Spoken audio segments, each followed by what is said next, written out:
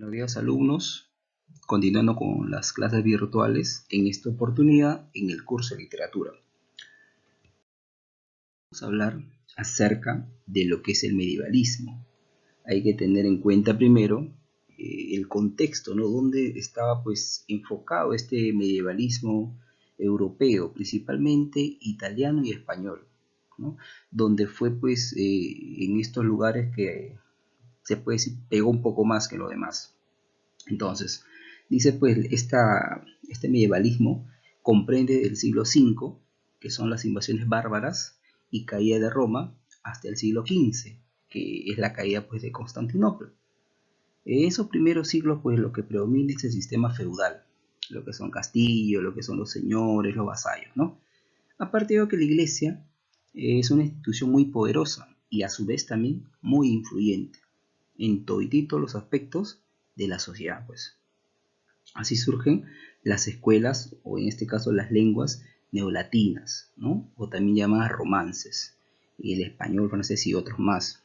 Ahora hay que tener en cuenta, si hablamos de lo que es propiamente el italiano, que la mayoría de escritores se tomaron como referencia el italiano toscano, que se dio pues en Florencia, ¿no? Y es generalmente el italiano actual que viene del italiano toscano. En Italia ahora, en el siglo pues 13 a 14, surge una burguesía pues muy incipiente, ¿no? Y esta clase creará las condiciones para que surja el prerrenacimiento. O sea, ese prerrenacimiento abarca entre el siglo XIV al XV, pues, el cual es un periodo de transición entre lo que es la Edad Media y la Edad Moderna. En este movimiento, pues todavía predomina la ideología y lo que es la visión del mundo medieval, pero también aparecen algunos rasgos novedosos, como es el interés por la cultura clásica y por lo neoplatónico. Más adelante se explicará eso, que se desarrollaron ampliamente en el Renacimiento. Entonces, es la primera parte referente al medievalismo en forma general, ¿no? El contexto, digamos, donde se iba pues, a abarcar. Como definición sobre medievalismo, diríamos que se denomina pues, literatura medieval a todos aquellos trabajos escritos principalmente en Europa durante la Edad Media. Es decir, pues no durante los aproximadamente 1000 años transcurridos desde la caída del Imperio Romano en Occidente hasta lo que son los inicios del Renacimiento, que son finales del siglo XV. Ahora, la literatura de este tiempo está compuesta básicamente de escritos religiosos y trabajos seglares, que después se va a explicar esa partecita.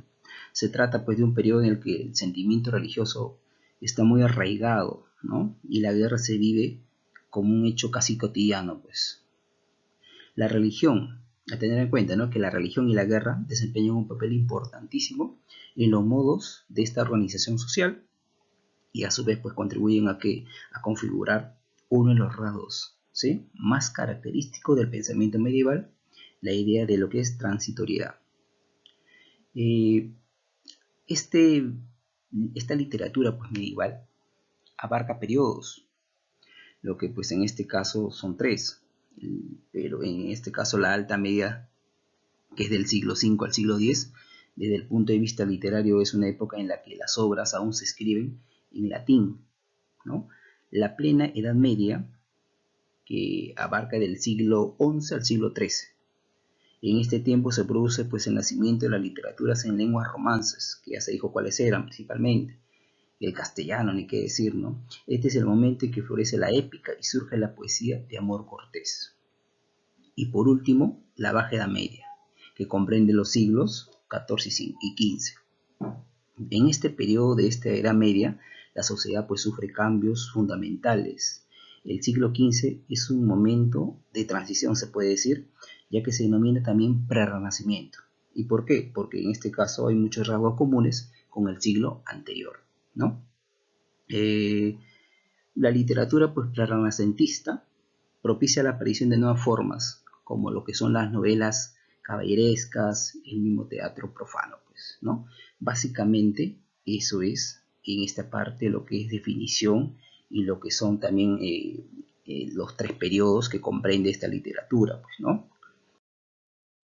¿Qué características presenta pues esta pues, literatura medieval? Primero tiene una visión teocéntrica del mundo, o sea, que Dios es el centro de todo gira sobre Dios, ¿no? Hay mucha alegoría religiosa y todo es didáctico. Ahora hay que tener en cuenta que el fin o la finalidad es adoctrinar y enseñar al pueblo, pues, ¿no? Esa es básicamente la característica esencial de lo que es el medievalismo europeo. La lengua internacional y erudita era el latín, principalmente, ¿no? Lo que se explicaba hace poco, lo que son las lenguas romances y parte del latín, pues, ¿no? Y surgen los trovadores, que eran pues poetas cultos y palacios cuya poesía es escrita, amorosa y conocida como el amor cortés, ¿sí? Y también el juglar, que en este caso eran como el bufón de esa época, ¿no? Eran artistas que tenían una vida muy polifacética, pues ya que eran músicos, bailarines, cantantes, de todo, para que puedan encajar, pues, ¿no?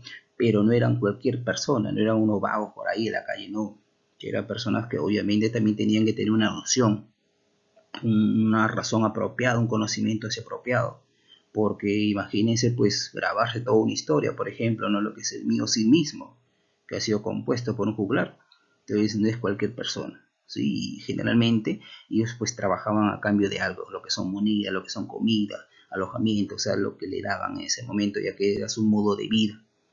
Tanto trovadores como juglares básicamente trabajaban juntos, ¿sí? Otra característica es que también aparecen los cantares de gesta, ¿no? Donde pues, ¿qué son? Son poemas narrativos que exaltan al héroe nacional medieval. Básicamente, en eso se centra lo que es la literatura del medievalismo, ¿no? Sobre lo que son los cantares de gesta, pues, básicamente, ¿no? O en eso están, pues, el cantar del Mio Cid, el cantar a Roldán, el cantar a los nivelungos, y lo que es este cantar, ¿no? De Buffel, inglés, ¿no? Y no lo he escuchado, que todo sucedió pues en Dinamarca, ¿no? En fin. Luego también tenemos que surge lo que es el Renacimiento en Italia. Ya se dijo anteriormente, entre los siglos XIV y XV, ¿no? Y esto pues va a ocasionar la mezcla de elementos cristianos con lo que son grecolatinos, o sea, uso de referentes mitológicos, por ejemplo, ¿no? Los mitos, y eso se ve en lo que es en la obra de Dante Alighieri, ¿no? Luego también, dicen poesía, tocan el tema de la mujer idealizada y del amor neoplatónico. La mujer idealizada es decir, no es como la mujer, pues, en este caso, que te lleva, pues, simplemente a la imaginación, sino que es una mujer ya un poco más real, como se dice, de carne y hueso, y que es la inspiración para el poeta, pues, ¿no? Y después vamos a decir, ¿no? Las musas de cada uno, para que se entienda mejor. Y también el amor neoplatónico, ¿no? ¿Qué es el amor neoplatónico? Conocido como el amor. El amor no es otra cosa sino un deseo de gozar lo que es hermoso. Y que para lograrlo, ¿no? Hay que conocerlo primero. Como dijo por ahí alguien, ¿no? El amor no es una virtud de los sentidos, sino del conocimiento, pues. Y en eso se resume lo que es el amor neoplatónico, ¿no? Así, por ejemplo, Dante tenía su Beatriz, Petrarca tenía su Laura y Boccaccio tenía su María de Aquino, pues, ¿no? O sea, cada uno tenía en este caso, su mujer idealizada, ¿no? Para entenderlo así. Vamos a centrarnos en lo que es la literatura medieval italiana, ya que al inicio dije, ¿no? Que básicamente se torna en dos grupitos, lo que es la italiana y la española. Entonces, en el caso de la literatura italiana, tenemos a representantes. Primero tenemos a Giovanni Boccaccio. En este caso, con Giovanni Boccaccio, su obra más representativa es el Decamerón, pues, ¿no? Publicada en 1351. Es la obra que contiene 100 cuentos. Se inicia con la descripción de la peste bubónica, más conocida como la peste negra, y llevando actualmente con lo que está sucediendo ahorita, ¿no? Que es este coronavirus, esta enfermedad, pues esta peste negra pues prácticamente mató a más de la mitad de Europa, ¿no? La peste bubónica o la peste negra, ¿no? En fin, esta epidemia pues golpeó Florencia en 1348, la cual da ocasión a que un grupo de 7 mujeres y 3 hombres jóvenes se refugiaran en una villa en las afueras de Florencia durante 10 días. Para pasar el tiempo, cada uno va contando una historia por día hasta completar 100 narraciones. Por ende, de ahí viene lo que es deca, significa 10, y emera, día, y lo que da por consiguiente Decamerón, que significa 10 días. Entre sus temas destacan el amor humano, la inteligencia humana, la visión optimista de la vida y la crítica a la iglesia, ¿no? Ese es en cuanto a Giovanni Boccaccio. Por otro lado, tenemos a Francesco Petrarca, donde su principal obra se titula Cancionero, la cual se compone de varias formas estróficas, 317 sonetos, 29 canciones, y lo que son 9 sextinas, 7 baladas y 4 madrigales, ¿no? Tradicionalmente divididas en dos partes, rimas en vida de Madonna Laura y rima tras la muerte de Madonna Laura. El tema, todo gira en el amor en torno a Laura, como se ve. Petrarca es el más lírico de los poetas y padre del humanismo. Ahora, esto del cancionero, pues todo, como dice, gira, ¿no?, en base a lo que es Laura. Y sí, pues tenía su amor platónico, su mujer idealizada, y él hace, ¿no?, un conjunto de rimas en base a esta musa, ¿no?, llamada Laura. Luego tenemos, digamos, ¿no?, el más importante representante de lo que es la literatura italiana, ya que, por decirlo así, con su obra, pues, se puede decir, ensalzó a lo que es la lengua de esos tiempos, ¿no? Y aparte de ello, esto dio origen a que pues se use el italiano actual, que lo usan pues en estos momentos, ¿no? Ya que el italiano actual viene de un italiano toscano que nació en Florencia, pues, ¿no? Y obviamente este personaje nació ahí también, por ende lo empleaba bien también, igual que el otro italiano más culto, pero él prefería pues el toscano. Dice que fue pues un poeta, un filósofo, un pensador político italiano que nació en Florencia en el seno de una familia que pertenecía a la pequeña nobleza. Cuando conoció a Beatriz, la mujer a quien amó y exaltó como símbolo supremo, pues prácticamente perdió, como dice, la cabeza, ¿no? Pero aún así, más adelante se casó, tuvo hijos, pero siempre estaba ahí en su cabeza, pues, su musa, ¿no?, la primera que lo llevó a volar más allá, como se dice. Ahora, en este caso, primero escribió lo que es la Vita Nuova, que la mencionó hoy también a Beatriz, y más adelante lo que es la Divina Comedia, que también la volvió a mencionar, y en este caso pues ni qué decir, porque fue la que prácticamente lo llevó hasta el último, ¿no? El último de los niveles, que más adelante también vamos a explicar en su obra, la Comedia o Divina Comedia, ¿no? Participó, dice, activamente en luchas políticas de su tiempo, por lo cual fue desterrado de su ciudad natal y murió en Ravenna, en el exilio en 1321. Ahora, ¿qué obras presenta, pues en este caso, Dante Alighieri? Principalmente, las dos primeras, o tres mejor dicho, lo hizo, en este caso, en un italiano toscano.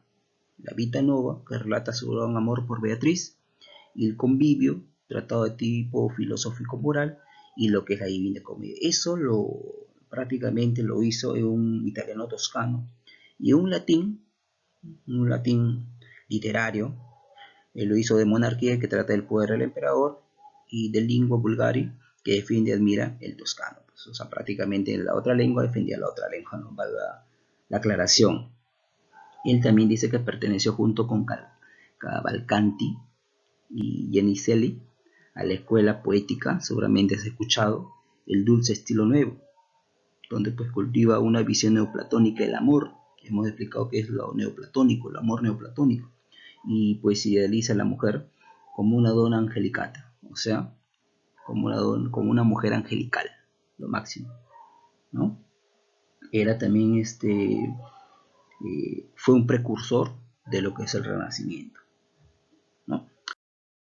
Vamos a ver ahora, analizar esa obra, la Divina Comedia, ¿ya? Atentos, porque también sobre esto vienen todas las preguntas, chicos. Primero, vamos con lo que es el género. Perteneció a un género épico, ya sabemos que es una poesía heroica. La especie, epopeya religiosa, pues relata lo épico, ¿no? escrito en versos, resaltando a un personaje principal, ¿no? O sobre todo, ¿no? Dos, tres, pero siempre resalta uno más que todos. La estructura, un prólogo y tres partes. Y eso se va a componer con un infierno 33 cantos más un prólogo, un purgatorio 33 cantos más, y lo que es un paraíso también con 33 cantos. Lo que es la estrofa, un terceto con versos en decasílabos. El uso de lo que es la numerología simbólica se repite en este caso el 3 y el 9. Ahí no aclarar que dice que ¿por qué simbólica? ¿Por qué? Porque en este caso 3 son los personajes principales de toda la obra, ¿no? Virgilio, Dante y lo que es Beatriz. Los reinos de ultratumba son 3, ya lo saben ustedes. Se subdivide en 9 círculos y 9 múltiplo de 3, ¿no? Eso se sabe también. Cada canto se estructura en tercetos, eso es otro. Y el número 3 que simboliza la divinidad, divina Trinidad, pues Padre, Hijo y el Espíritu Santo. Entonces, por ello que es en este caso muy apegado a la numerología simbólica, ¿no? Aparte de ello que presenta, dice, rasgos prerrenacentistas, la presencia de Virgilio, abundantes referencias mitológicas, ¿no? Y a ver el sentido alegórico que él puso en manifiesto en esta Divina Comedia, ¿no? Porque buscaba representar una cosa con otra, pues, ¿no? Siempre buscaba eso, el buscar la representación con otra cosa. Entonces, tenemos ahí a Dante, que simboliza el hombre extraviado primero. Beatriz simboliza la fe y lo que es la teología. Virgilio simboliza en este caso lo que es la sabiduría, pero aparte de ellos también estaba lo que es el león, el leopardo y la loba, que son los primeros tres animales que él se encuentra cuando va a ingresar, pues, cuando va a iniciar su viaje, ¿no? Este recorrido. ¿Ya? El león la soberbia, el leopardo la lujuria y la loba la avaricia. Ahora hay que tener en cuenta que el tema principal es la salvación del hombre, y esto es a partir del viaje que realiza este mismo hombre al más allá, ¿no? Básicamente, eso es en cuanto a lo que es el tema principal. Hay que tener en cuenta otro detalle, que él hace un uso excesivo del epíteto, ¿no? Que son adjetivos, y eso lo hace pues para darle mejor énfasis, para hacerlo como que en otras palabras más bonito, pues. Ahora, esta obra sabemos nosotros que se llamó La Comedia, ¿no? Pero ¿quién le agregó el término o el adjetivo divina? ¿No? Quien fue en este caso no es más que su amigo Boccaccio, ¿no? Su amigo Boccaccio fue quien le agregó pues esta característica a su obra, ¿no? Por ende que se llamó La Divina Comedia. Bueno, antes de iniciar con el argumento de la Divina Comedia, tener en cuenta un detalle, ¿no? Que él inicia la composición de su obra en 1307, año en que él fue desterrado de Florencia por problemas pues, políticos, ¿no? Dicha composición se prolongó hasta 1319, prácticamente 12 años, ¿no? Se dedicó Dante a escribir esta obra. De allí que Jorge Luis Borges haya considerado a esta epopeya religiosa como la obra más perfecta de la humanidad. El primer punto que debemos destacar es el carácter alegórico de esta composición. Por ejemplo, la presencia, pues, como se dijo, el número 3, básicamente que simboliza la Santísima Trinidad. Otro punto que debemos señalar también es la finalidad religiosa de la obra. Dante escribe la Divina Comedia para inducir a la humanidad a apartarse del pecado y optar por el camino a la virtud. El fin trascendental de este epopeya es orientar a los cristianos para conducirnos por el camino del bien, ¿no? Y esa es una de las características pues, que perseguía esta literatura medieval.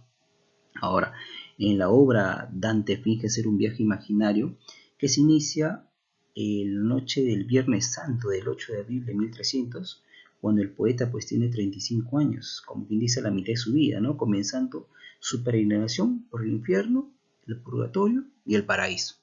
Ahora vamos a ver en este caso, o para iniciar, con lo que es el infierno. El poeta pues finge encontrarse perdido, ¿no? En medio de una selva oscura, amenazado por tres fieras, la loba, el león, la pantera. Y pues en ello pues va a acudir al auxilio Virgilio, quien a su vez es enviado pues por Beatriz, ¿no? Ya que en este caso Virgilio estaba en el limbo. Beatriz va y pues si lo manda para que lo ayude pues a Dante, que estaba pues en una situación muy trágica, ¿no? Que lo salve. Ahora el poeta latino, pues, o sea, hablando de Virgilio, le ayuda pues a recorrer los 9 círculos infernales ocupados por diferentes almas que están condenadas ahí, ¿no? Entonces ahí va primerito, antes que nada, van a pasar al infierno, que es el vestíbulo, o sea, la entrada, donde están todos los cobardes. Luego pasa al primer círculo, donde se encuentran pues los no bautizados.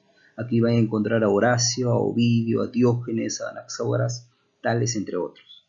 En el círculo 2, a la entrada se encuentra Minos, quien juzga las almas y va a determinar a dónde irán.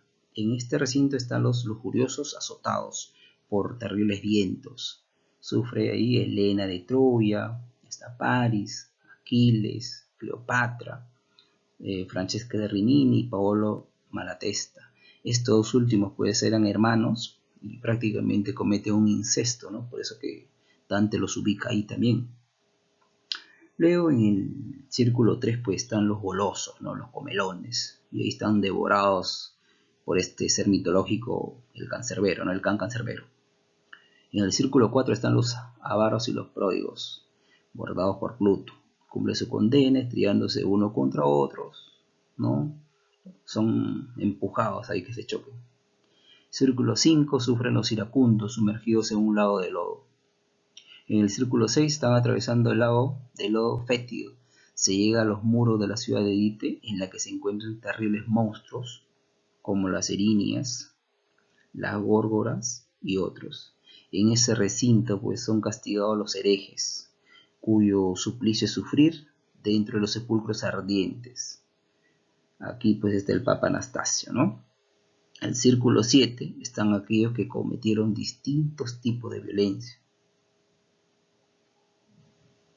Están los herejes ahí. En el círculo sexto, en el 7 están los violentos, pues, ¿no?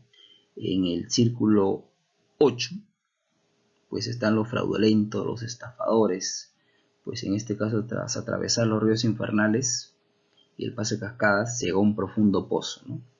Donde al borde Virgilio llama al monstruo Gerión, en cuyo lomo descienden a cada uno de los 10 pozos.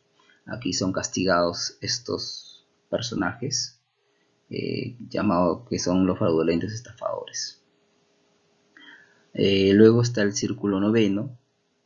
Aquí padecen pues los traidores, y este círculo es el más crítico, el más terrible, que nadie quiere llegar por último, como quien dice, ¿no? Ya que en el vértice de este cono infernal se encuentra pues Lucifer, representado como un gigante de 3 caras, sumergido en hielo hasta la cintura. Con cada una de sus bocas devora a los 3 grandes traidores que para Dante fue, pues, ¿no?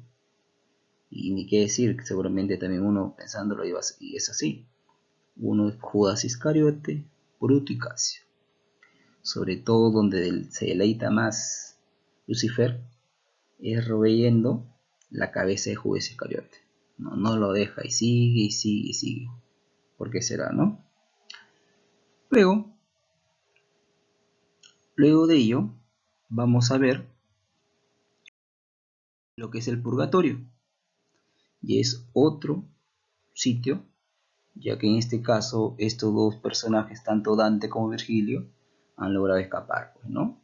Ellos, los personajes Dante y Virgilio, llegan pues a una playa, donde en este caso el guardián Catón de Útica le facilita el paso al antepurgatorio, que está dividido en 2 rellanos. En ellos cumple su castigo los excomulgados, los negligentes, los muertos violentamente, los príncipes, los remisos.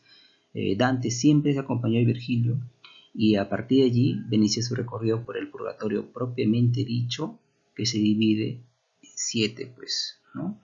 Entonces, primero pasan por el antipurgatorio. En el círculo primero están los soberbios. En el círculo segundo, los envidiosos. En el círculo tercero, los iracundos. En el círculo cuarto, los perezosos. En el círculo quinto, los avaros y pródigos. En el círculo sexto, los golosos y glotones. En el círculo 7, los lujuriosos. Y en la cima está el paraíso terrenal. Pues aquí Virgilio deja a Dante, pues se siente deslumbrado ante las bellezas que contempla, pero más aún cuando llega Beatriz, quien amorosamente le reprende, le recrimina, pues por esa vida tan disipado, mala que ha llevado, ¿no? El poeta pues bebe en las aguas del Eteo, río que hace desaparecer el recuerdo de las culpas, para luego bañarse en Leunoe, ¿no? Cuyas aguas pues lo van a purificar.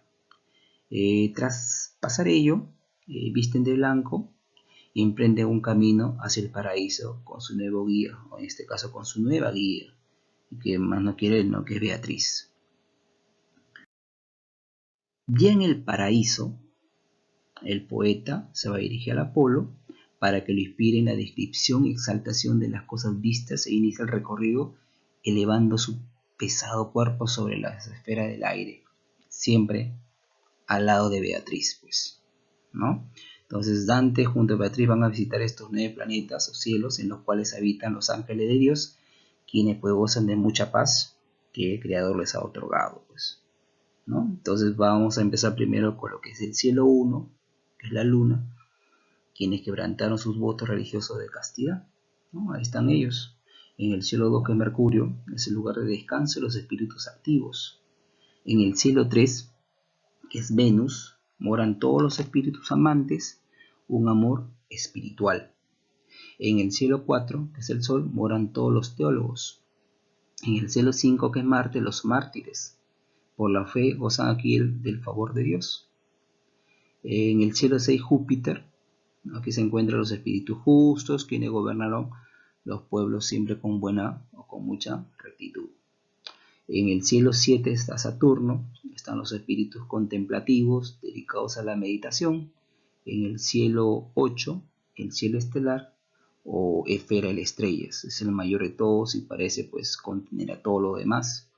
En el cielo 9, que es el cielo cristalino, están los coros angelicales divididos según su jerarquía que rodean al 10º cielo entonando el Hosana, ¿no?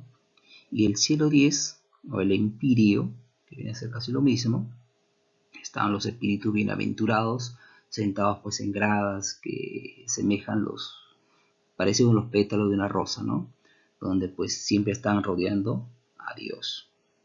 Bueno, eso es prácticamente todo lo que es el argumento en base a la obra, pues, la Divina Comedia. Ahora el personaje es Dante, su rol es el narrador personaje, representa al hombre pecador.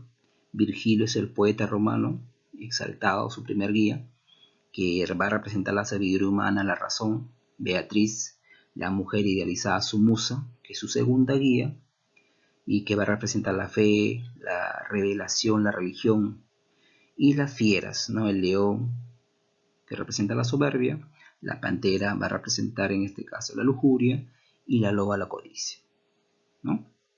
Bueno, eso es en cuanto a lo que respecta a esta obra. Bueno, ahora vamos a pasar a lo que es la literatura medieval española.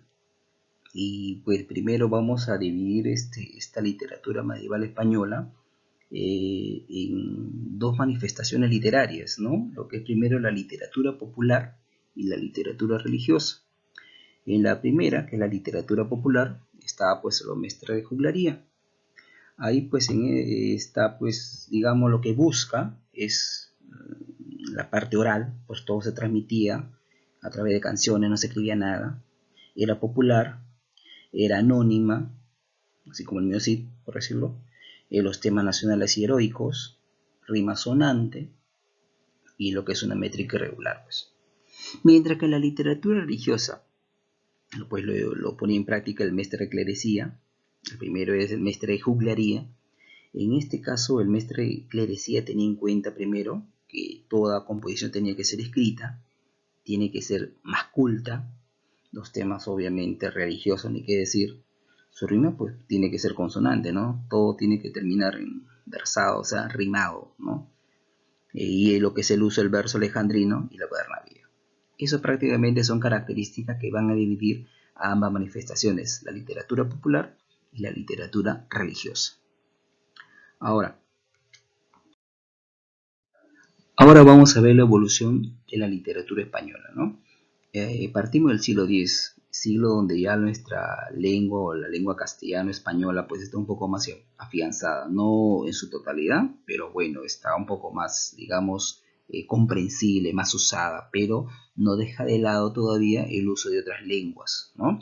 Y es por ello que el siglo X se ponen en manifiesto las glosas, que eran breves explicaciones en latín, y eso pues se van a ubicar o se van a reconocer, ¿no? O se van a expresar en lo que son las glosas silenses y las glosas milenenses, ¿no? En el siglo XI ya están las jarchas mozárabes, que son poemías en árabe que se insertaron al final de los poemas. El siglo XII está el mestre de juglaría, que se compone de cantares de gesta, y uno de ellos, el más conocido, es el Mío Cid, que aproximadamente pues está pues escrito, publicado, ¿no? En 1140. Más adelante vamos a ver estas referencias. El siglo XIII, el mestre de clerecía, que es el oficio forma de escribir de los clérigos, que se explicó anteriormente. En poesía, Gonzalo de Berceo, Milagro de Nuestra Señora. En prosa, Alfonso X, la Crónica General. El siglo XIV, el mestre de clerecía, culmina en el siglo XIV con las obras de Juan Ruiz, el arcipreste de Hita, el libro del buen amor, Pedro López de Ayala, el reinado de Palacio, y el infante don Juan Manuel, el conde de Lucanor. En el siglo XV, ¿ya?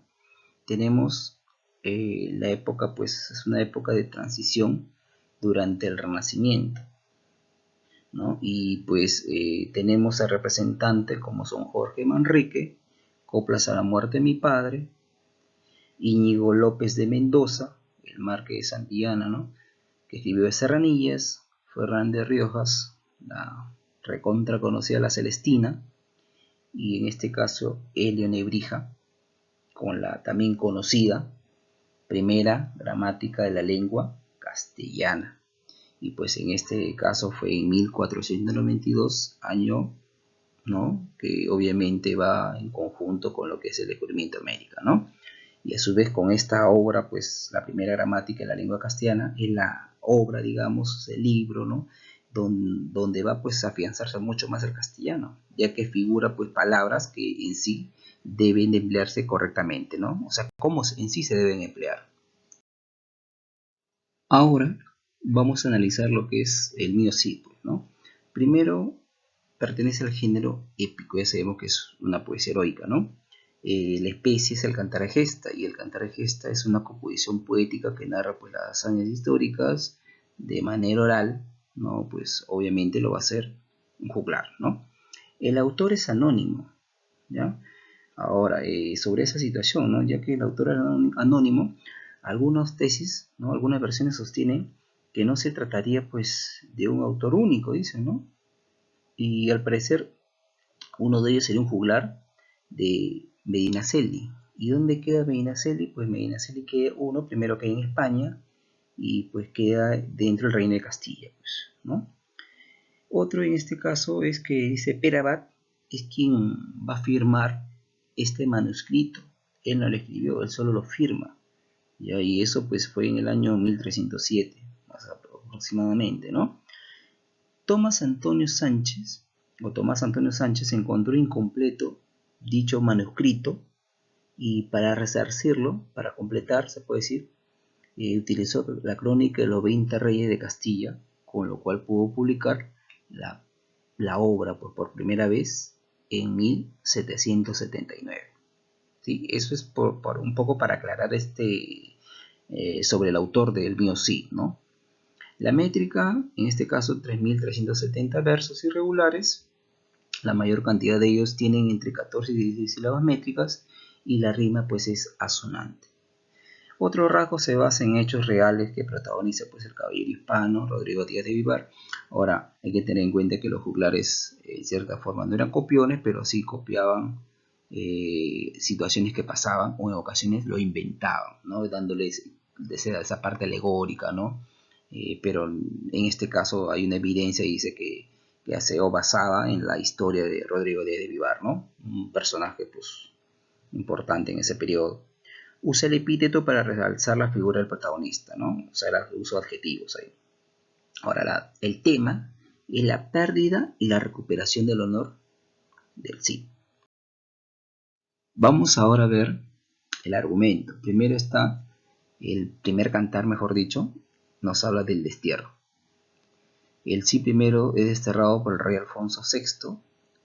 El motivo se usa una traición, pues, ¿no? Porque sencillamente la gente pues está pues envidiosa, ¿no? Levantan calumnias en su contra, ¿no? Y el rey lo que hace es desterrarlo. Luego la ciudad de Burgos le niega toda la ayuda al Cid. Esa fue la primera orden del rey, ¿no?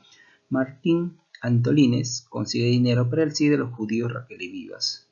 Obviamente con una pequeña anécdota, ¿no? Que el Cid, como no tenía nada y tenía su familia, pues le da un cofre lleno de arena a estos judíos, ¿no?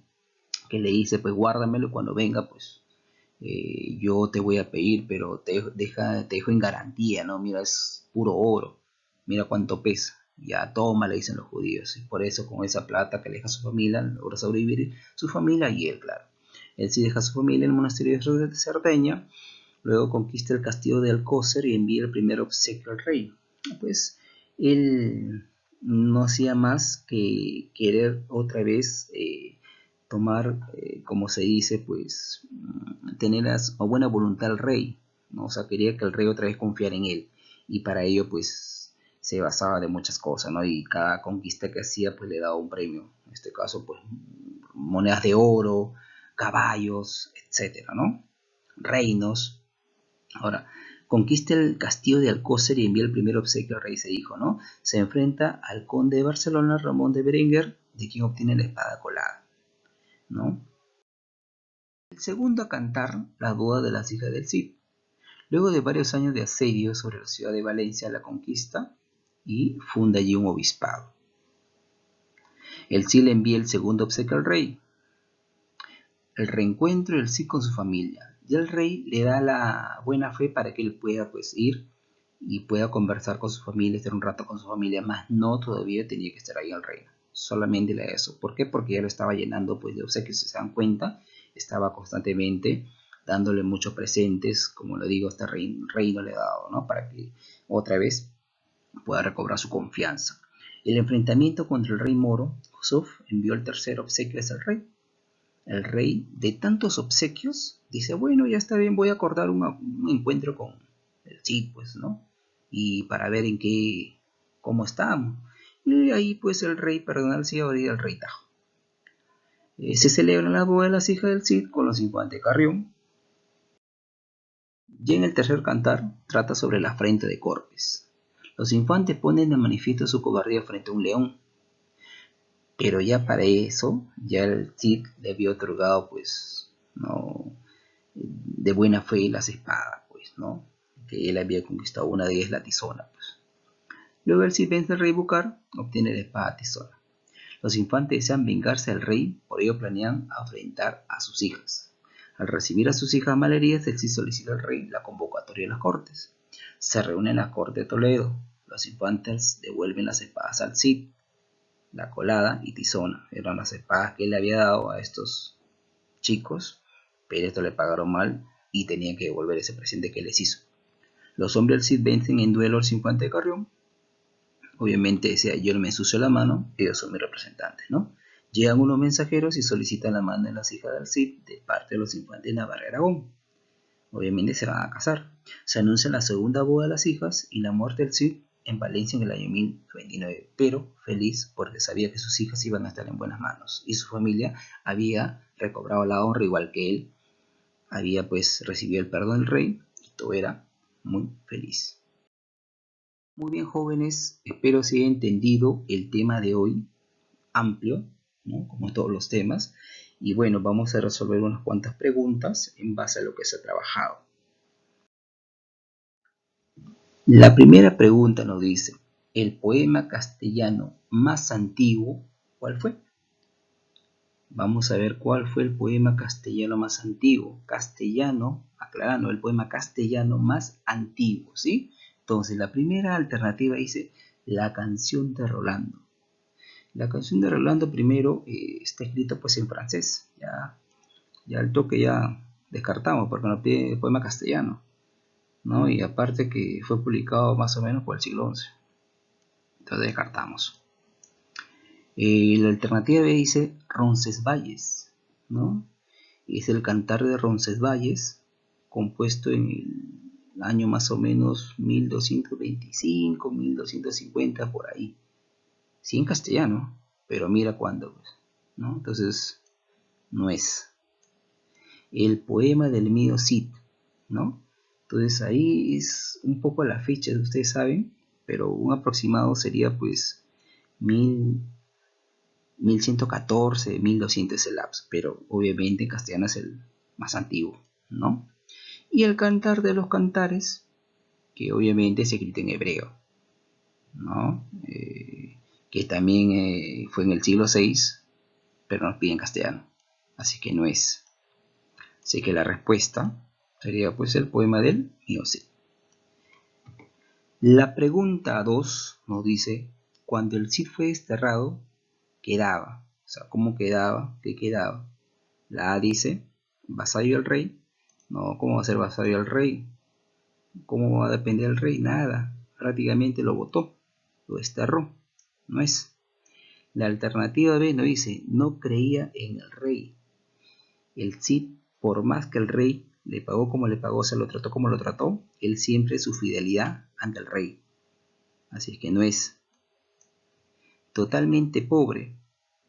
Cuando el rey obviamente lo despojó, lo desterró, pues le dijo que se fuera sin nada, que todo dejara ahí.